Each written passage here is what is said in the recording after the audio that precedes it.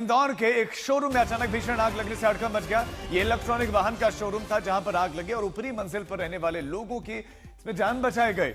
इंदौर में पड़ोसियों ने छत से सीढ़ियां जोड़कर अपना रास्ता बनाया, रस्सी के सहारे सुरक्षित उनको निकाला गया। आग जब बुझाई गई तो उसके बाद सिर्फ राख राख आपको दिखाई देगी इन तस्वीरों में। लेकिन चिंताजनक बात यह थी कि यहाँ ऊपरी मंजिलों पर लोग थे, वो वहां पर फंसे हुए थे और किसी तरह से उनको फिर बचाया गया और उन्होंने खुद को बचाने के लिए भी सीढ़ियां लगाकर नीचे आने का प्रयास किया और वो लपटों से खुद को बचा पाए।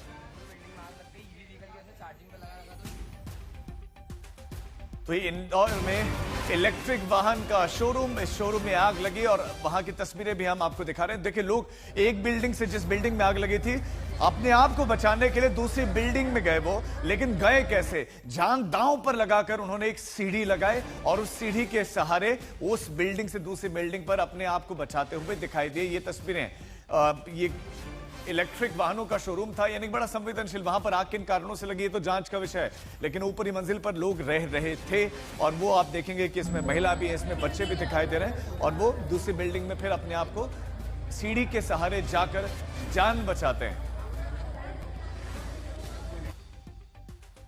तो एक तस्वीर आपने देश की राजधानी दिल्ली में देखी थी, वहां पर छत से कूदकर लोग अपनी जान बचाने का प्रयास करते दिखे। उसी प्रयास में किसी का पैर टूट गया, किसी के हाथ टूटे। और एक तस्वीर आप ये देख रहे हैं, ये मध्य प्रदेश के इंदौर की तस्वीर है जहां शोरूम में आग लगी। हमारे संवाददाता रवीश पाल सिंह जुड़ गए। रवीश, क्या कोई इमरजेंसी गेट यहां भी नहीं था कि लोगों को एक छत से दूसरी छत पर जाना पड़ा जान दांव पर लगाकर?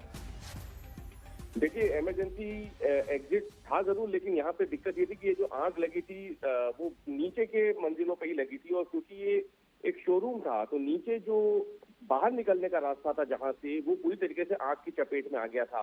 और दिक्कत ये हुई थी कि इस इमारत में ऊपर की तरफ लोग रहते थे, तो इन लोगों को निकालने के लिए ये जो सीढ़ी है उसका इस्तेमाल किया गया। करीब 20 लोगों को यहाँ से निकाला गया है फायर ब्रिगेड और पड़ोसियों की मदद से।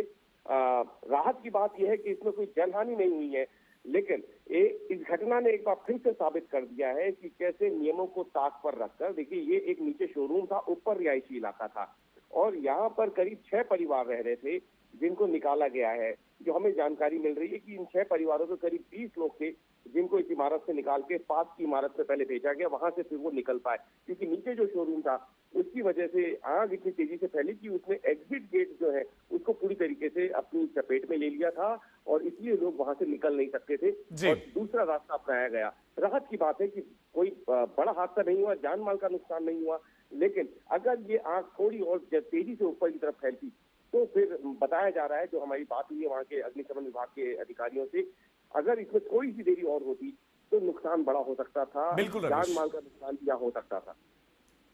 बिल्कुल, ये चिंताजनक तस्वीर भी। रवीश, क्या यहाँ पर एनओसी था, फायर एनओसी था इस बिल्डिंग के पास? देखिए, अभी फिलहाल इसकी तरफ से, फायर विभाग की तरफ से इस पे अभी कोई जानकारी आई नहीं है। अभी पूरी कोशिश ये है कि आग को बुझा करके काबू में किया जाए। आग हालांकि काबू में है।